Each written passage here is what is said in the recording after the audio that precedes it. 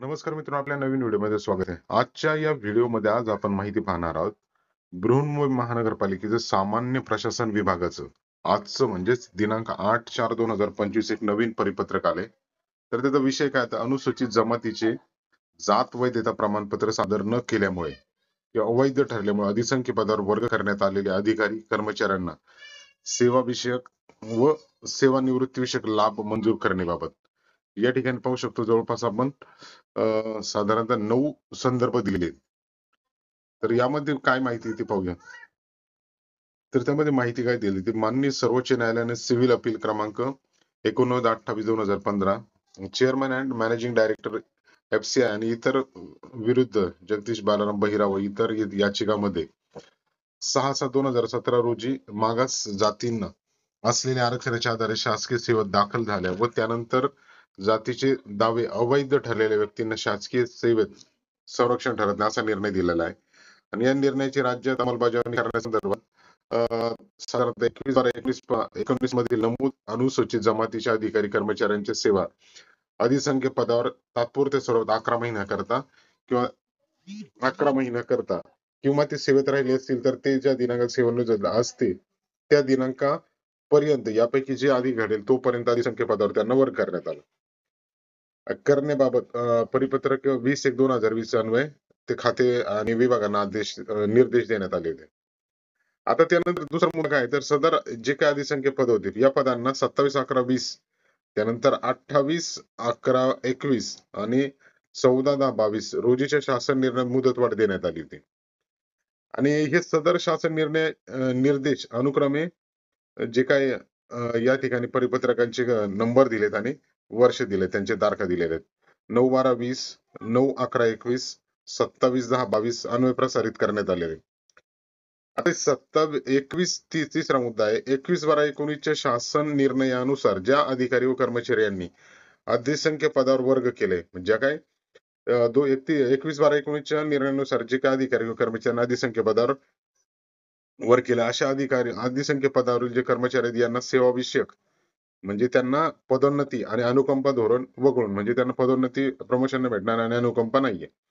तसंच सेवानिवृत्ती विषयक लाभ देण्याबाबत उपरोक्त संदर्भ क्रमांक जे वरती दिलेत 6 आणि 9 अन्वये निर्देश देण्यात आलेले असून त्यामध्ये अंशतः सुधारणा करून पुढील प्रमाणे आदेश देण्यात आले. ते आदेश काय आहेत, तर 21/12/19 शासन निर्णयातील परिच्छेद क्रमांक 1 मधील अ ते ई या प्रकारातील 21/12/19 रोजी कार्यरत असलेल्या व तदनंतर अधिसंख्य पदावर वर्ग करण्याची प्रशासकीय कार्यवाही होण्यापूर्वी तसंच कोरोना परिस्थिती उद्भवल्यामुळे अधिसंख्य पदावर वर्ग न होताच जे काही समजा सेवानिवृत्त झाले, स्वेच्छानिवृत्ती घेतले किंवा मृत झाले अशा अनुसूचित जमातीच्या अधिकारी आणि कर्मचाऱ्यांची सेवा पूर्वलक्षी प्रमाणे म्हणजेच 1/1/20 पासून ते अधिकारी आणि कर्मचारी सेवानिवृत्त, स्वेच्छानिवृत्त किंवा मृत्यू झाला असेल यापैकी जे आधी झाले असेल त्यानुसार अधिसंख्य पदावर वर्ग करण्यासाठीच्या प्रस्तावास प्रचलित पद्धतीने सक्षम अधिकाऱ्याची मान्यता प्राप्त करण्यासाठी सामान्य प्रशासन विभाग मागासवर्ग कक्षामार्फत पडताळणी सादर करावा आणि ही सदरची मंजुरी प्राप्त करावयाची कार्यवाही परिपत्रक जे आहे ते प्रसारित झाल्याच्या दिनांकापासून 2 आठवड्याच्या कालावधीत पूर्ण करायची. म्हणजे जर 1/1/20 पासून जो काही समजा अधिकारी कर्मचारी असेल तो सेवानिवृत्त झाले, स्वेच्छानिवृत्त किंवा मृत यापैकी जे आधी असेल त्यानुसार अधिसंख्य पदावर वर्ग करण्यासाठीचा प्रस्ताव जी काही प्रचलित पद्धती सक्षम अधिकाऱ्याची मान्यता प्राप्त करण्यासाठी जे काही सामान्य प्रशासन विभागाचं किंवा मागासवर्ग कक्षा यांना पडताळणी करता सादर करायचा. आता ही मंजुरी जी काय करायची आपल्याला कार्यवाही परिपत्र प्रसार झाल्याच्या 2 आठवड्याच्या कालावधीत पूर्ण करायचे. आता अधिसंख्य पदावर वर्ग करण्याच्या प्रस्ताव सक्षम अधिकाऱ्याची मंजुरी प्राप्त झाल्यानंतर अशा अधिकारी आणि कर्मचाऱ्यांना त्यांचे सेवानिवृत्ती देय दावे अनुज्ञेय करण्यासाठी प्रस्ताव व संबंधित लेखा विभागास पुढील 2 आठवड्यात सादर करायचे. आणि विहित मुदती अशी कारवाई न करणाऱ्या संबंधित आस्थापना अधिकारी व कर्मचारी शिस्तभंगाची कारवाई करण्यात येईल. 5 मुद्दा 21/12/19 शासन निर्णयान्वये अधिसंख्य पदावर वर्ग झालेले तसंच पूर्वलक्षी प्रमाणे अधिसंख्य पदावर वर्ग होणाऱ्या अधिकारी कर्मचारी यांना सेवानिवृत्ती पश्चात अनुज्ञेय असलेली दावे परिपत्रक जे काही परिपत्रक दिले इथं 1/1/25 मधील निर्देशानुसार अनुज्ञे करण्यात यावं.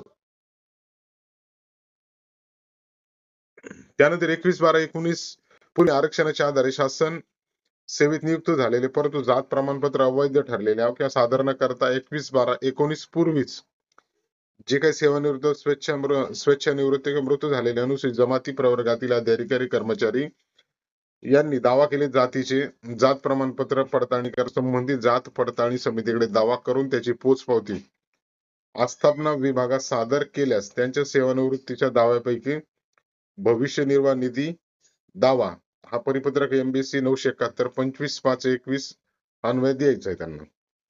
त्यानंतर 7वा मुद्दा काय तर 21/12/19 पूर्वी आरक्षणाच्या आधारे शासन सेवेत नियुक्त झाले परंतु जात प्रमाणपत्र अवैध ठरलं किंवा त्यांनी सादर केलंच नाही अशांना असे जे कर्मचारी आहेत अधिसंख्य पदावर त्यांना याच्या पूर्वीच 21/12/19 पूर्वी जर सेवानिवृत्त स्वेच्छानिवृत्त झालेल्या सर्व मागास वर्गातील अनुसूचित जमाती वगळता अधिकारी कर्मचारी दावा केलेले जातीचे जात प्रमाणपत्र पडताळणी करता संबंधित पडताळणी समितीकडे सादर करून त्याची पोचपावती आस्थापना विभागात सादर केल्यास त्यांच्या सेवानिवृत्तीच्या दाव्यापैकी भविष्य निर्वाह निधी जे काही दावा आहे तो 25/5/21 मधले जननिर्देश अनुज्ञे करायचा.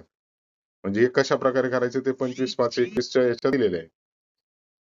त्यानंतर 8वा मुद्दा 21/12/19 शासन निर्णयानंतर अनुसूचित जाती जमाती विजा अ भज भज ब भज क भज ड विमाप्र इतर मागासवर्ग अदुग SCBC या प्रवर्गातील आरक्षणाच्या आधारे शासन सेवेत नियुक्त झालेल्या संबंधित जात प्रमाणपत्र अवैध ठरलेल्या अधिकारी कर्मचाऱ्यांना वर महाराष्ट्र अनुसूचित जाती अनुसूचित जमाती विमुक्त जाती भटक्या जमाती इतर मागासवर्ग व विशेष वर्ग जातीचे प्रमाणपत्र देण्याचे व त्यांच्या पडताळणीचे विनियमन अधिनियम 2000च्या कलम 10-11 नुसार कार्यवाही करण्यात येईल.